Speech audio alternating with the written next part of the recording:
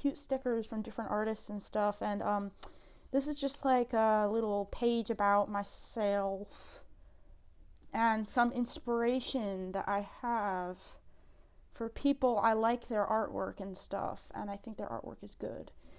And here is information about me. You don't have to read it that much because it's kind of ridiculously long, but you know, it can be used as a journal, I suppose. But this is not a journal. This is a sketchbook. But you know, I wrote some stuff. So yeah. Here is my book. I print out a lot of stuff and I like put it in this book. And most of the stuff that is printed is digital art I've made. Occasionally I post photos of things I've sewn, because you know, that's something I'm into as well. That's something I consider that I do as an art form. I like sewing. I like making, you know, art dolls and stuff. I'm not very good at it. Like I'm not like making like highly beautiful, detailed, you know, art dolls, but it's something I'm interested in, and one day I'd like to be able to make some more you know, sewing projects like fabric dolls. I would be interested, I am very interested in BJDs, and I would love to make my own BJD, but it looks, from all the research I've done, it looks so complicated. It looks like so much work. Like, I would do it if I could just make it out of clay and then like, but that's the thing, you're not just making it out of clay. You're putting the wire, or I mean the string in it. So, because the whole point of a BJD is so it can move, right? Even if you just leave it in clay instead of using resin, it's like really, the whole point is to string it properly, because the whole point of a BJD is for it to move. So yeah, it can be hard, or at least be flexible in some way. And it can be hard because I am not very good at sculpting. So, I mean, I try, but it's not easy. Anyway, yeah, so I'm very into drawing in this book. I've been drawing in this book for quite some time. I wouldn't say that long, because I have older sketchbooks that I've drawn in for a lot more time, but this is not finished. This is like not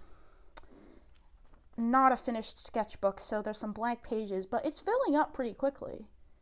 It's filling up pretty good, yeah. I like doodling little as you see, I draw fan art sometimes. This is not a fan art. This is actually a character I've made up. His name is Inky.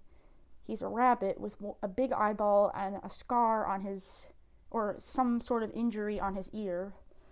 And yeah, I draw lots of Soul Eater, as you can see. Like, I drew them all as rabbits. But I tend to draw these little random doodles of like animals or creatures. You can see them occasionally pop up in the book. Like, I draw like strange little creatures sometimes. Like, for example, this is a turnip guy. Yeah, I mean, I like drawing things that are whimsical and sort of weird. And, you know, I like cute. Like, I like it when things are cute.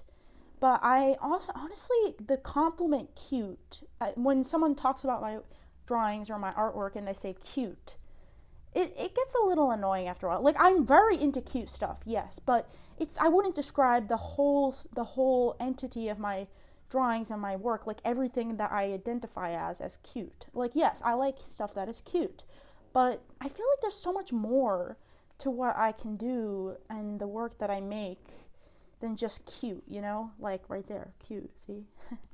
These were actually ideas for plush toys, so they have to be kind of cute, you know? This is a lemon stress ball. Yes, I've always kind of wanted to make a lemon stress ball, but I never did. I could really use one. Like, I could just squeeze it all the time and get rid of my stress. I underestimate how stress relievers like stim toys and stress balls and clay and putty. I always underestimate how helpful those can actually be. Like, when I was a kid, I used to like squeeze a ball, and I was like, oh, okay, yeah, it's not really helping. But I didn't try it enough, and now that I think about it, I could use like the letting out the energy, you know, with my hands, because I have a very high hand-eye coordination. Like, I use my hands a lot.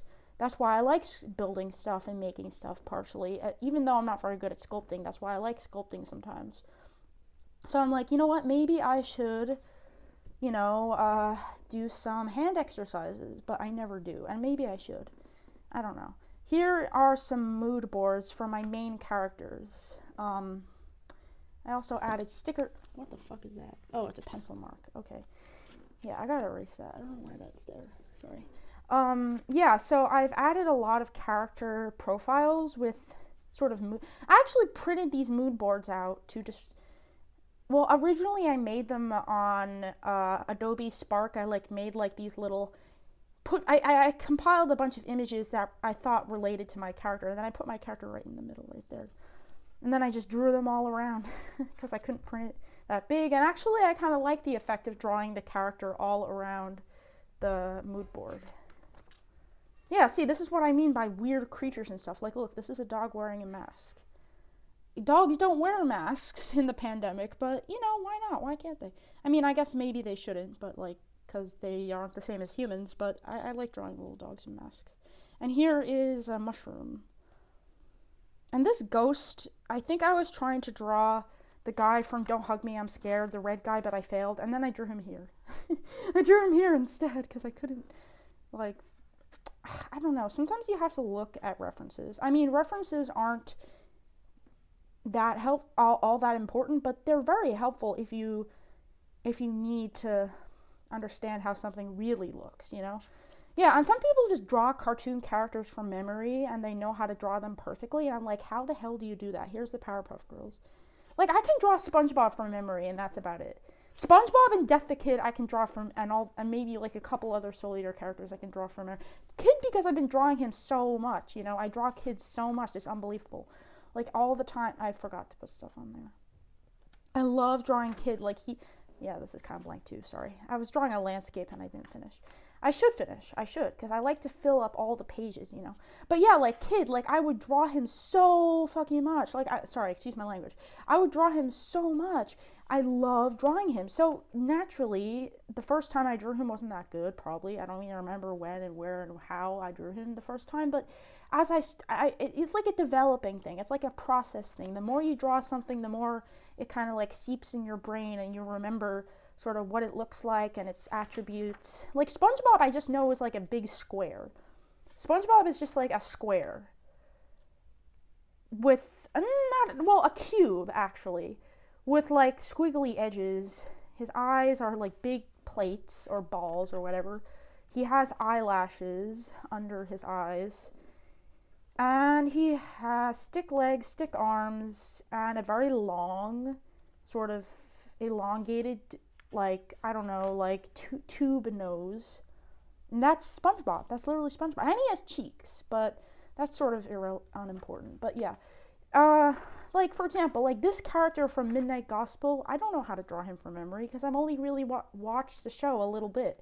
I mean, I love it. It's a great show, but it's not like I could draw him from memory, you know? And these are all sorts of other weird creatures. This is actually inspired from Midnight Gospel. It wasn't very original, but some of the others are more original.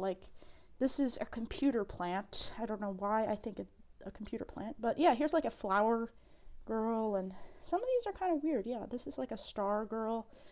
She has a star head in a bubble, which is kind of strange, but kind of cool. Yeah, and then I was just drawing these mice in class.